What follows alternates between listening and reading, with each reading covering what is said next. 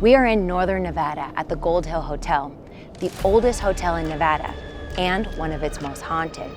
Tonight, we're gonna investigate to see if any of these ghost stories are true and maybe even meet a spirit or two along the way.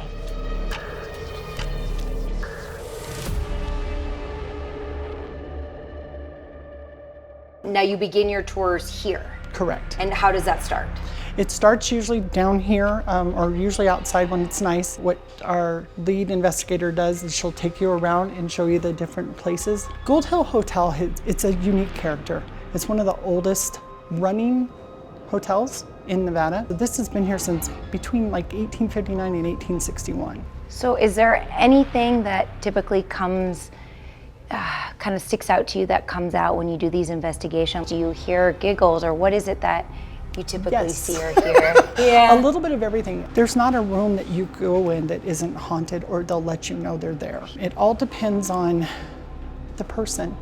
If the spirits like the energy of that person, they might come out. But it's not a dog and pony show. They're not gonna just pop out because we want them to. What I do is I have people come in and show me where their energy level is. And from there, I'll read their energy. So do you wanna do this? Sure, absolutely. Okay, so what I want you to do is this.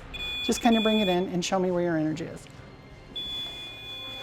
Good job, good job. The energy I got from you is instant gratification. You want it right now.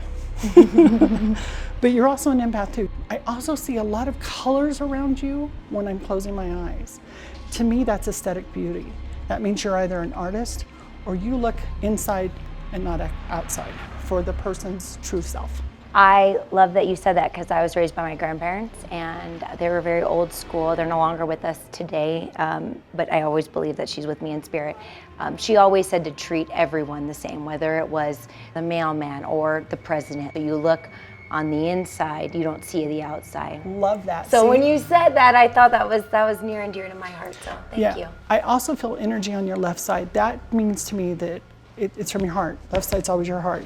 You loved them or they loved you. Whatever spirit is with you, I can't tell if it's a female or male, but they loved you and they're honored that you're with them. So I'd like to take a quick moment to thank the Richard Harris Law Firm. Without you all, this show would not be possible. Now, back to ghost hunting. At the Gold Hill, there are certain rooms that are more active than others. Right. Why investigate in room 9?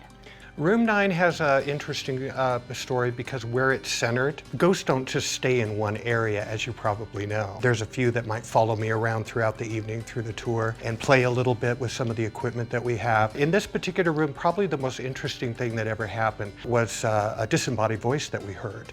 Some people heard it, some of us didn't, but on the recording, it was very clear. What did it say? Help me. That's it. Yeah. So do you think that some of the souls or spirits that are still trapped in this area, do you think that they are looking for their story to be told? I absolutely believe that ghosts are trying to tell the history, or trying to tell their story, so maybe they could move on. That's just kind of my theory. You know, they got to have their story told so that they can move into the next realm that they want to belong. But the thing about the Gold Hill that I find, I've been doing this a long time, almost 30 years, and the Gold Hill, it never disappoints, and I've never seen a place that's so active. We could ask, are there any spirits with us here in the room right now? Could you cross for yes? You see? Oh, all right, how many are here? Could you cross for each one that's here? Oh. 2, 3, 4. 4. Isn't that interesting? Wow. I know. Can you point to the person standing to my right?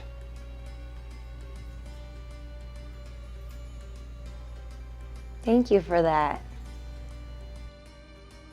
And we spoke before, we're very respectful of the spirits when they're choosing to interact with us. That's very important. Is your name Lola? Did yours cross too? Run away. Oh, Jesus. Sorry. Lola. Look at it. Lola. Hi, Lola. Hi, Grandma. Oh, it's your grandmother? It's my grandma. Oh. She just said Lola. She just said Lola. Did This it? here Lola. Yeah. Lola's still here. It starts talking when I'm Lola's still talking. here. Lola's the protector. That's awesome. That was awesome. You made me cry. I'm You- sorry. No, it's a good thing. I always knew I had a protector, but Grandma? Did you say? Very cool. Yeah, my grandma's here with us. Pretty cool. What makes Rosie's room so special? The legend behind this room is that people constantly smell roses in here. They say that Rosie does not like women. Any encounters, usually she messes with, if there's a couple in here, she always messes with the female, not the male. Do we know of anybody named Rosie that ever lived here? The story is that it was a prostitute and she was killed in this room. Either she was drowned in the tub that's in there, which is a clawfoot tub, or she was thrown off this balcony. I've heard both versions. We don't know, but we know that she was killed here. Yes. Ladies of the night were typical back in the day, and so it's not uncommon for those things to happen, unfortunately. You have quite the setup here in the miner's cabin. Thanks. Yeah, you have a lot of toys. We really enjoy our toys. What happens typically in here?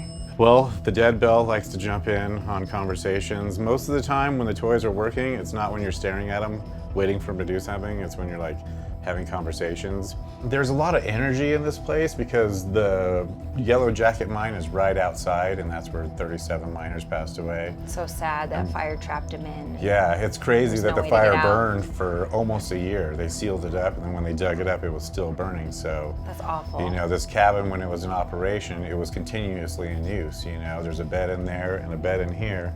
So when miners weren't working, they were sleeping. And then when somebody would get up to go to work, somebody else would jump in that same bed and go back to sleep. So there was continuous activity out in this area.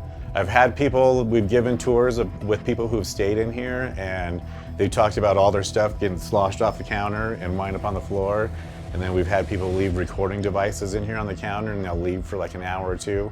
And they said they could hear footsteps like stomping in and out throughout this area. So, Ooh, I yeah. wonder if you'll hear some of that. I'm on pretty one of the nights here. interested.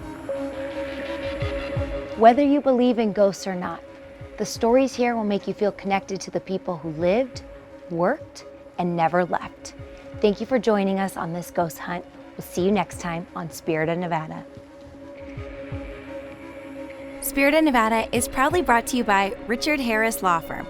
Watch new episodes of Spirit of Nevada on the channels listed below.